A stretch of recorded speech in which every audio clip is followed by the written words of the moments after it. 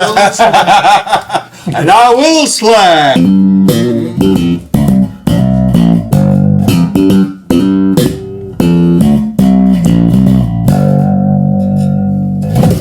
I'm in Holland. Oh yeah, baby. And I'm with Sander. Oh yeah, baby. And Sander, you are the owner, founder of the Gier Guitars, and this is one of them. So thank you for having me here. Yes, you're welcome. Thanks for coming. It's a big pleasure. If you're not familiar with Sander's work, you probably would notice that this is pretty much a passive bass with a little bit of boost, of the Fender Clay boost. And that's kind of like a theme, vintage coloring, basses, not necessarily completely vintage basses, but in the area, in the ballpark, right? Yeah, well, the idea is that I want to make something that, that looks and sounds familiar, but yet there are some modern takes to it that really make it a modern bass, to be honest, in terms of how it plays, interacts with you. And although the looks and sound are classic, so to say, this I'm not necessarily trying to make the most vintage correct. No. I mean, if you're into that, then you better buy a real vintage bass. If you can afford it. If you can afford it. Yeah. Yeah. So, but of course, I mean, this is obviously inspired by a long history of jazz basses, and so what I do is I do my thing with it, but it's also like I'm paying homage to the classic that, I mean, in the end we all love. The J sound and the P sound, that's number one for almost every bass player, me included.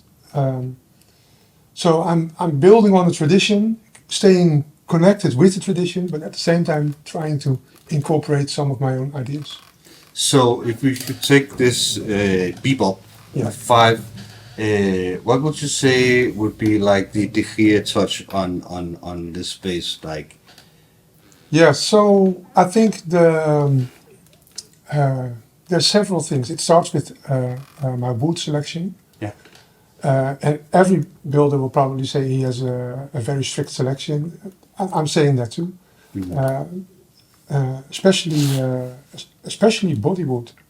You might expect, especially neck wood. Yeah. Of course, I have strict demands for that as well, but especially body wood. why that? Why are you so picky on the body wood? Because over the years I discovered that that's actually a big factor in the sound. Okay. Yeah, so I like it when my body wood is it's all hardwood, but that it's on the soft side, so to say. Okay. So I mean, when you this one was made from elder, so there's elder and elder, and when I go to a regular woods wholesaler, I can buy imported elder. I can buy red elder imported from the US, and that's what I did in the beginning. And if I make a bass out of it, then you get a bass that's probably like 800 grams heavier. Yeah. Then what I buy nowadays, I want it to be light, and I want it to be softwood because it gets a certain tone that I like. And the harder woods, even if it's harder elder, I don't really like the tone a lot. Okay, So- could you say a little bit about the About difference what? between Yeah. soft and hard? It's like, okay, it's difficult to give words to sound. It's like you feel it when you play it. Yeah. But if I would describe it, I would say that the harder woods, they, how should I say that? They have like a real strong fundamental tone, and then the harmonics, they are like coming at you, so to say. They are more in your face. And when the body wood, excuse me, body wood gets softer and softer, then you get like more headroom and air in the tone, and you loosen up a little bit with playing. You start playing a little bit more relaxed because of the tone, because the tone drives you how you play. Yeah.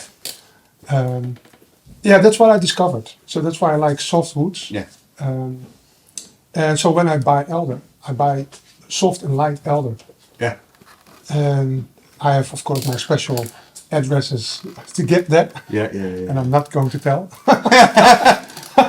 Maybe a little bit later. And then there's neck wood, and I have things that I look for in neck wood, and so that's about. I mean, I can talk for hours, but that's wood selection. And then what's also special, I think, is I do a few things with the neck that over the years I discovered have an impact that I like. One thing is the shape of the neck.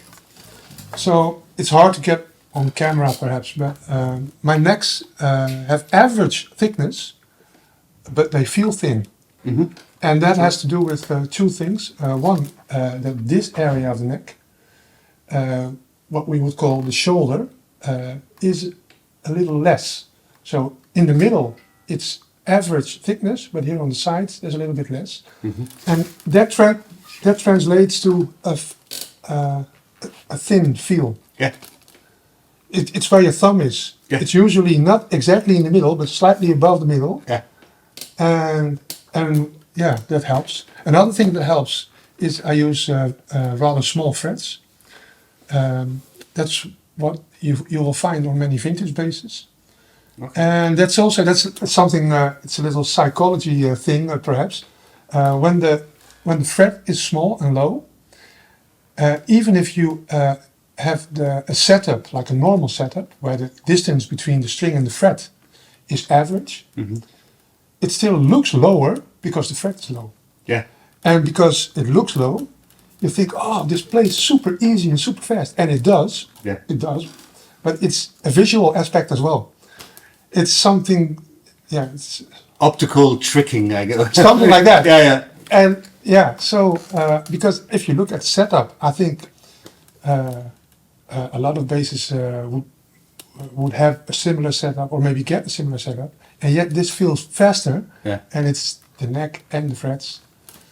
At least for my understanding of playing bass, your basses are very, very comfortable on playing, and Thanks. for sure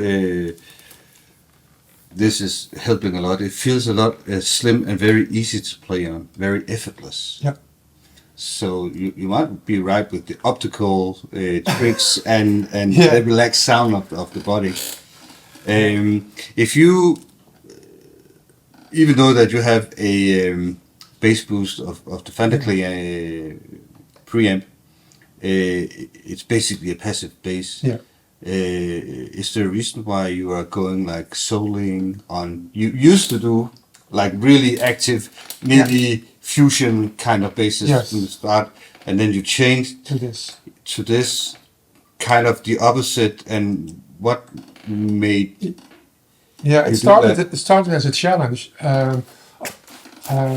to myself. I wanted to challenge myself. I thought, with an active bass, you have all these possibilities, and sometimes you really can get lost in all the possibilities because your bass will sound a certain way in a certain room, and then you play, I don't know, in your band space, and then your bass sounds different, and you start co-tuning again, and with an active bass. There's the possibility to keep controlling, and that's what you do then. Yeah. And I thought, so I gave myself a challenge. What if I can make a passive bass that just sounds great, and then there's nothing to tune. You can just get rid of the treble, and that's it. Yeah. And then focus on playing. So I thought, okay, that's a nice challenge for me. And if I build something completely passive, I came from the preamps. Yeah. Can I do that, or should I add something a little bit, like a bass boost perhaps? Because I thought if you have a bass like this, what can you do without, and what can you maybe not do without? And I thought, okay, of course we can do without any electronics, but in practical situation, most players like to, especially when they play only on the bass pickup, they miss a little bottom end. Yeah. I thought, I'm going to try to make a great passive instrument, but with the option of adding a little bit bottom end. Yeah. And on purpose, I made it a switch. Yeah. You can set it with a trimmer at the back for how much dB. Oh, how many dBs? How many dBs? Yeah, you can set it at the back side with a trimmer pot. Yeah, but how high can you go? You can go up to 12. Okay, more than enough. More than enough, but it's set very minimum. Yeah. And I made it a switch on purpose so that you still approach the bass as a passive bass. Yeah. Because otherwise you're going to fine tune and get a little more, a little less. Yeah. Oh, now I'm playing this song. Now I need a little more. And I wanted, So what you're saying basically is also like you're trying to give a possibility for the bass player, to play the music instead of focusing on dialing in numbers on your bass. Yes, that was my focus. Yes. Yeah. And for the bebop model, I added the fat boost. For my soulmate model, which is a P sound, I thought it would be Take it down. this one, for instance. Yeah. Yeah, this one. I thought it would be a mismatch to add a boost with a P sound. I tried it and I thought I don't like it because I don't know. Maybe it's just my taste. I don't like it when a P sound is boosted. And you are a P guy. Yeah, right. yeah, So yeah. important note, I would say that Sander is a P guy. Yeah. Mostly. Yeah. Yeah. I mean, I like them all, to be honest. Yeah. Yeah. But if I grab one. Yeah, that would be your go-to kind of thing. Yeah. Yeah. So this is only passive, like you would expect for human tone.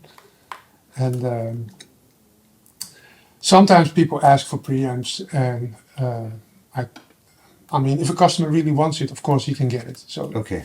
I do that. Some people ask, can I get the fat boost on my soulmate? I said, well, if you really need it, yeah, that's possible.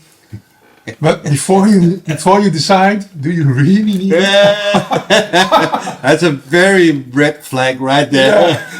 Do you really need it? Well, that's also because sometimes customers, they ask for, they have in their mind something unique, and they want a special color and custom inlay, and they want the name somewhere, and that's all good with me. I'm happy with that, no problem.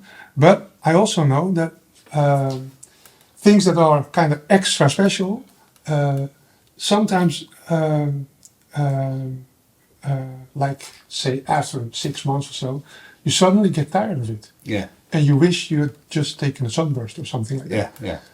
So that's not for everybody, of course. But so when the customer orders, all these custom options, I first try, to get to the point of why do you want that? Yeah. Do you really, really want that? Because maybe do you think in half a year you still like that? Do you think next year you're still going to like it? And if the answer is yes, then I say, okay, I'll be happy to make it. Yeah. But I mean, in the end, that's what I want, that my customer is happy with the bass. Yes, of course. But that next year he's still happy with it. Yeah. And I just discovered that with all the custom options, Well, there's two scenarios, right? The customer will learn just to listen to the Luthier. Yeah. And the second is he's just gonna buy one more. You never know. We have no problem with No problem with that. Just make it slightly better each time. He'll come back. I don't know. Yeah. No. So. There's another thing I could perhaps mention. Yeah. You cannot see it on this one because this has a binding. Yeah. But here you can see that my fret ends are hidden. Yes. You cannot see it on the camera, but I discovered something that when I have a video on YouTube where I discuss how I do my fret slots. Please explain again. Yeah. So normally, when I used to build basses before, and what I know from other bass makers, we use a saw blade and we cut a slot, and that's where the fret is going to go. And what happens then is because the fingerboard is radiused and the slot is straight, then in the center the slot will be slightly deeper than in the middle, which means that you have a little air pocket underneath the fret. And sometimes because just to be sure that it's not too shallow for the frets, we cut it a little bit too deep, so that we know that we don't have problems later on when we're sanding off too much and the fret doesn't fit. So there's air pocket everywhere. And I thought, you know what? When you have a piece of wood and you cut it 2/3 and you try to bend it, it breaks easily. Yeah. And when you do that like 22 times, then it has become quite vulnerable. Yeah. And what we want from a neck is that it's stable. So I figured it would be best if we could get as little wood cut and leave as much intact of the internal structure. And that's the good thing with CNC nowadays, that you don't have to use a saw blade to cut the fret, but you can use a router. So we route the fret slots, and we route it not all the way to the end, but slightly away from the end. Yeah. And then we cut in the radius of the fretboard. So only the metal part of the fret that goes into the wood, that's what we cut away. Yeah. And there's no air pocket, nothing. So underneath the fret, there's wood structure that's still intact. And on the side, there's wood structure that has not been cut through. So this wood, this board wood, if you would have it in your hands, it would not be flexible a lot. It would not break either. Well, of course, you can break it if you want, but it's stronger. So. And when I did that, when I started doing that, I discovered that my necks were much more stable than when I did it the old way. Yeah. And it just improved the necks. So I've been doing it ever since, of course. Sure. So that is, I think, also like for like sustainability and setup and all that. There must be a ton of advantages in that direction. But what about the sound? Do you experiencing something sound-wise regarding it? I find that difficult to tell because that's when you have a bass and you play it every day for a year or longer, you really get to know the instrument. Yeah. And when I build it, usually I have it like for half an hour. Yeah. And then I keep it, clean for the customer. Yeah. And then he takes it away from me. Yeah. And I build a new one. So I never really get to know the instrument as deep as my customer does. Okay, that sounds like a bass player's nightmare. Yeah. So if you say, does it matter a lot? Yeah. I have a small impression, so to say, that it matters. But I rely mostly on the feedback of my customers. Yeah. And for instance, this week I got an email from a customer from Canada, and he said, he told me, wow, the neck is so amazing. He said, I didn't have to tune it from January to May because it was so stable. Canada? In Canada. Oh, wow. Oh. So it's from these things that I get feedback from customers, and then I know, okay, so this was a good choice, or this maybe not a good choice. Yeah, okay. Yeah. Because, that's how I work. I mean, like I said, I don't have the bass long enough to really get to know it as good as the player would. But it would make sense that you remove the air pockets and you also introduce more woods. Yeah. It must have something. Must do something. Yeah, must do something. Absolutely. Yeah. It must do something. Like every small detail does something. Yeah. But sometimes when you have a whole mix, it's hard to tell which detail is responsible for which aspect of the sound. Yeah, yeah. When I started building 30 years ago, I was very sure of what this wood does and what that pickup does and what everything does. And you had the truth. I had the truth, yeah. I also thought that it was my job to have the truth. Okay. To have the truth. Because people come to me and I'm the expert, so I have to tell them. And it was more black and white then. And well, now I'm doing this for 30 years. Yeah. And I've been surprised a few times. And of course I know what I'm doing, but I'm not so black and white in my judgments anymore. Yeah, okay. Yeah. Makes total sense. Yeah. So we have the Soulmate and we have the Beaver. You have a couple other models you might show off a bit. I'll take your private bass. Yeah, I'll take my other private bass. So these two are Sander's own Yeah. small babies. Yes. So basically, this is also a Soulmate. Yeah. I have my two main models, Bebop and Soulmate, which is J bass, P bass.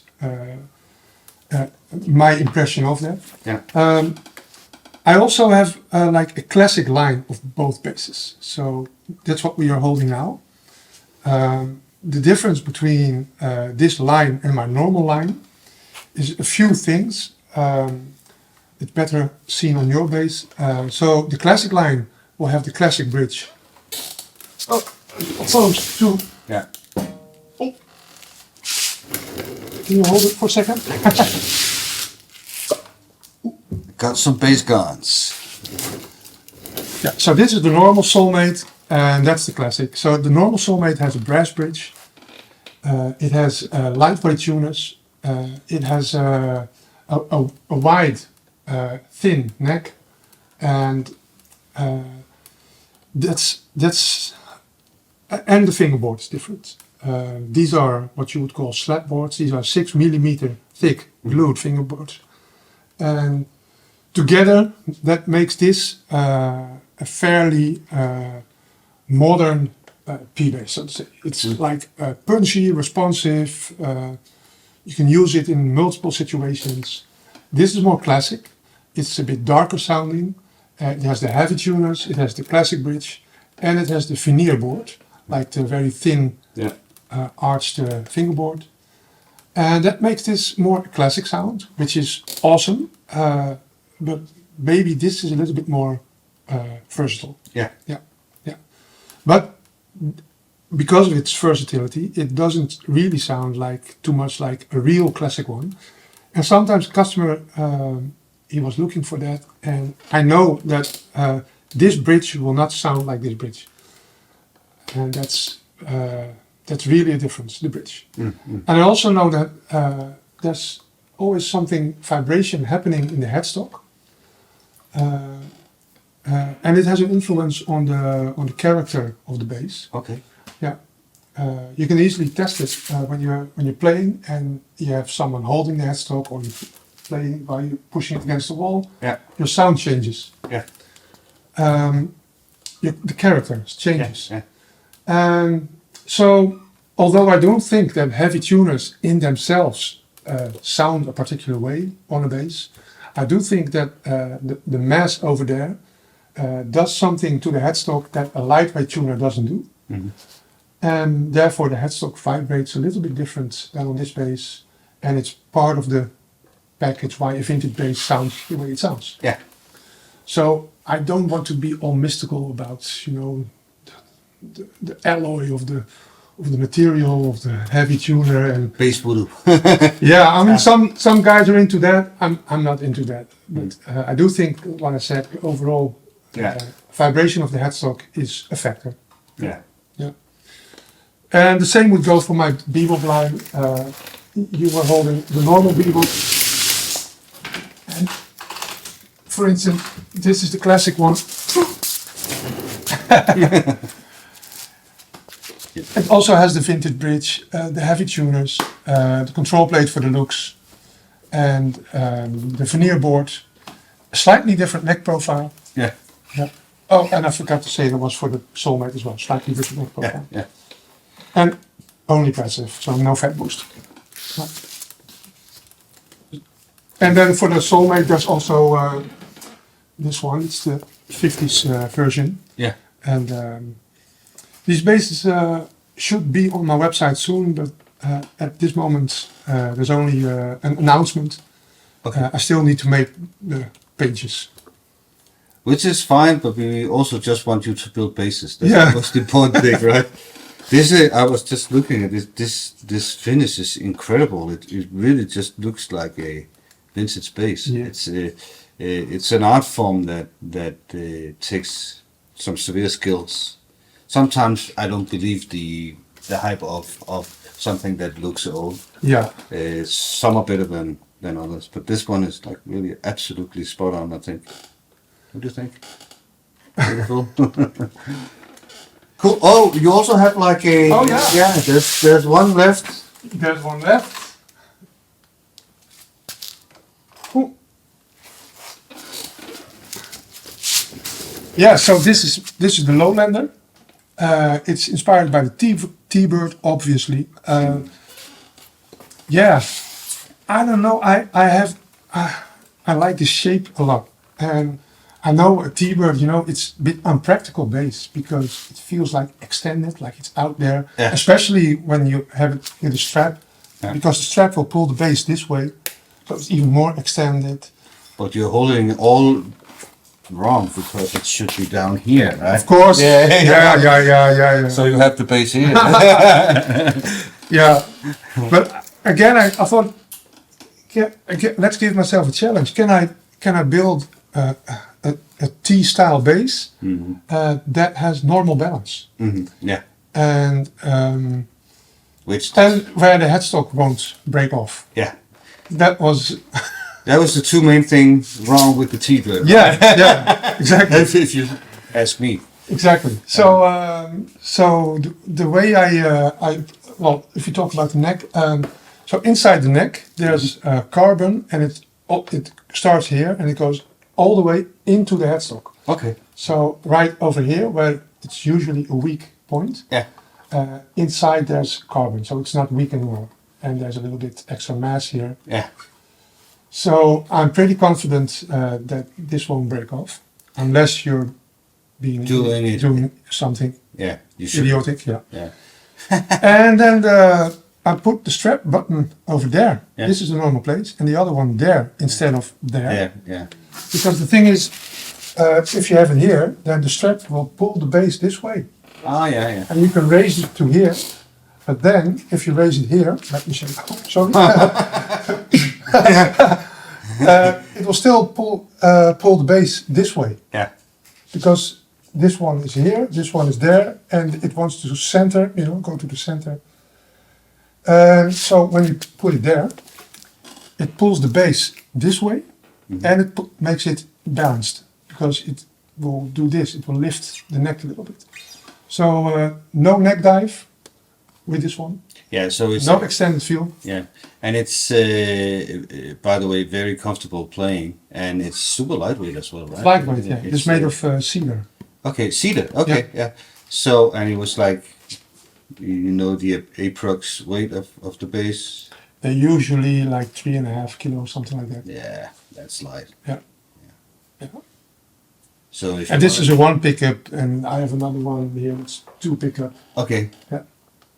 I can't even remember the original T-Bird, the 1 or 2. Yeah, they have both. You have to, huh? Yeah. Yeah. Yeah. It's totally different bass than, of course, that one. Yeah, it's a different approach. Different approach. Yeah. But it is more versatile than it looks. Actually, Yeah. you also showed me some interaction with the tone. Yeah, that's volume and- interesting. I discovered that it's something that doesn't work on with the single coil as much as, but with this pickup, when you roll down the volume a little bit, and then your tone is not just high frequency roll off, but it becomes like something like a mid filter or something. It's I don't know. I'm not too deep into electronics to explain what's happening over there, No. but it's very interesting. There is a sensation.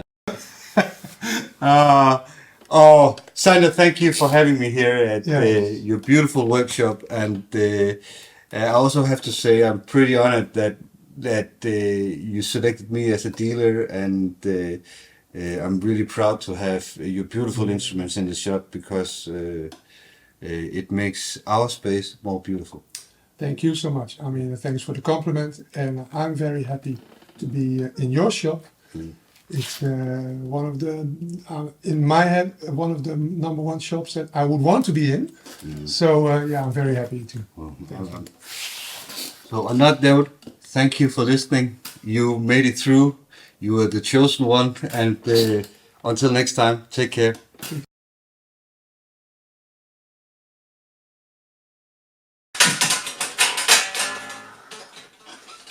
Yeah.